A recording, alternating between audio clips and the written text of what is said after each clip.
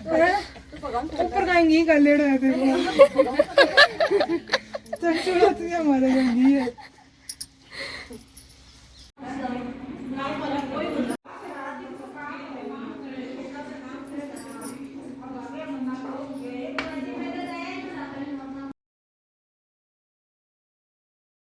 खमा गणेश से आपका स्वागत है चैनल राज के आज के व्लॉग न रह के वीडियो कम व्लॉग में। बिकॉज मेरे आज के वीडियो में मैं आपसे कुछ बातें भी करने वाली हूँ और साथ ही वो रिचुअल भी मैं आपको दिखाने वाली हूँ। हमारे घर है शादी और वो है मेरे देवर की, और शादी की कुछ जो रस्में होती है शादी से पहले की वो स्टार्ट हो चुकी है। तो एक प्यारी सी रस्म जो बान से पहले होती है, बान मतलब जब गणेश जी की स्थापना की जाती है घर में, उससे पहले एक प्यारी सी रस्म होती है, उसके बारे में आज मैं आपसे बात करने वाली हूँ। तो सबसे पहले मैं आपको एक एक सच्चाई इसकी बता देती हूँ, जो कहीं ना कहीं मुझे वो चीज़ ऐसे फील हुई कि तो मैंने सोचा I should also tell you. हालांकि काफ़ी लोगों को पता भी है, जब भी ये एक रस्म शुरू होती है उससे पहले एक चीज़ कंफर्म की जाती है। तो इसके लिए मैं यहाँ पे इंग्लिश लैंग्वेज का यूज़ करूँगी, और ये क्यों कर रही हूँ वो भी मैं आपको लास्ट में बता दूँगी। Before starting this ritual, all the ladies make this thing confirm that no one, means no lady in that house should be in her menstrual cycle. What's the reason behind that? The ladies also have many reasons and proofs also, so I will tell you some reasons. So this is a belief, this is a local belief you can say, that all the ladies believe that if a lady is in her menstrual cycle, should not appear in that ritual or that place where that ritual is happening.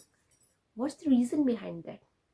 They tell the reason that what they are making will become sour if that lady who is in her menstrual cycle will appear then what they are making as a ritual, that will become sour, that smell can become sour, or that will not be so long lasting, that you can say that that will not last as long as it could be.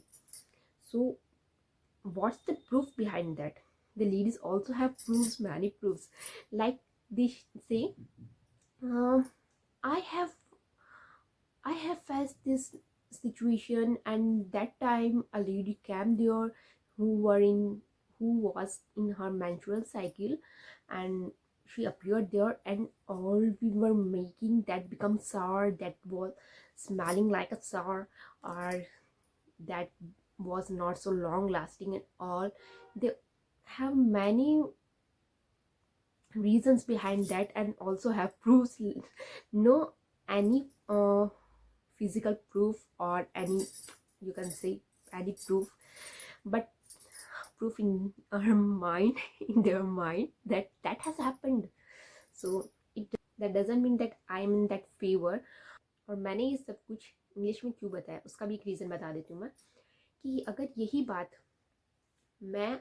बात हिंदी में बोलती तो शायद आप में से बहुत से लोगों को ठेस पहुंच जाती। और पता नहीं क्यों अपनी इंडिया में ऐसा है कि इंग्लिश को एक मतलब एक सलीकेदार भाषा माना जाता है। अगर वही बात यही सेम बात मैं हिंदी में बोलती तो इतना सलीका नहीं माना जाता, जबकि आपको पता होना चाहिए कि हिंदी बहुत ही सलीकेदार भाषा है।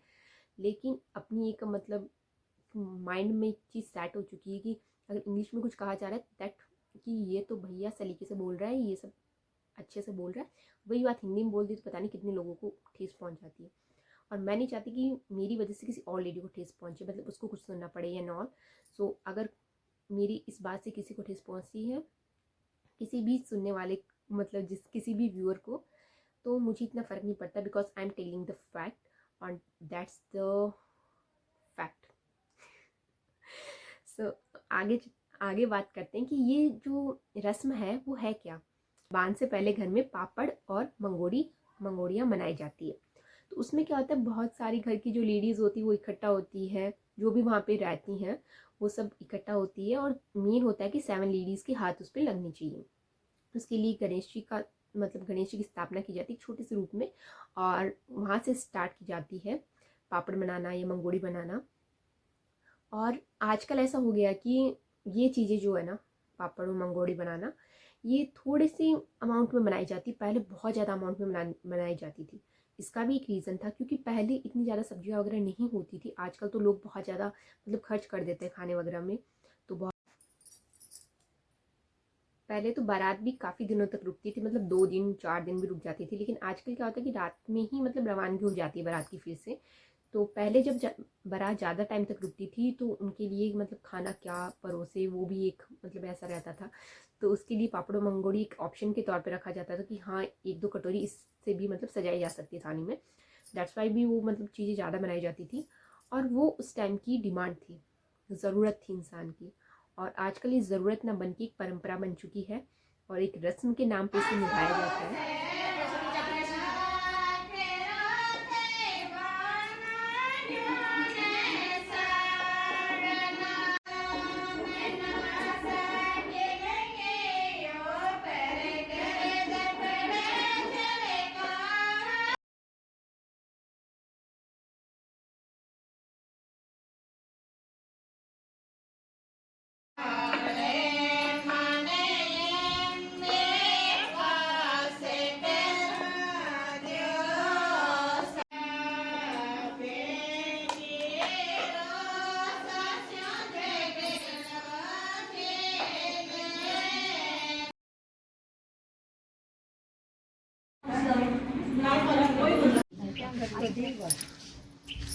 आपका चपला आ गई पूरी पूरी मम्मी।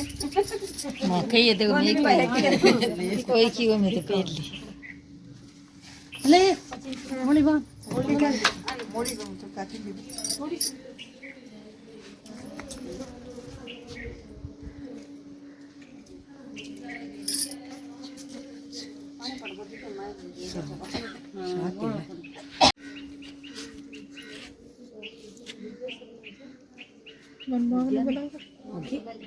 तो आज के कली कर रही है ना, बड़े घना कली करती आई हूँ, कली कर रही हूँ।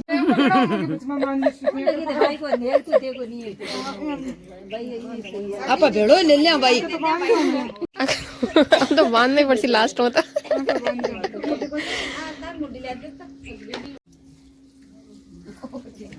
नीचे तक दब दे, हाथ ऊपर ऊपर गाय फिर ऊपर गाएंगी कर ले रहे थे तो चुनौती हमारे जंगी है। खड़ी को फूलों में रखना बेला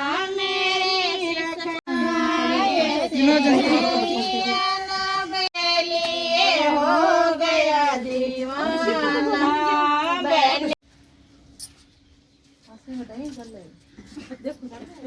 खाली मार बैठो कियो क्यों अतो अटे ये तो मायन है मान करो कि आडू में देखो ठेड़ी के वो बोलियो ये मेल मारे से पड़ा तो कोनी से उधर कटो गूंज 2-3 बार मिस्त्री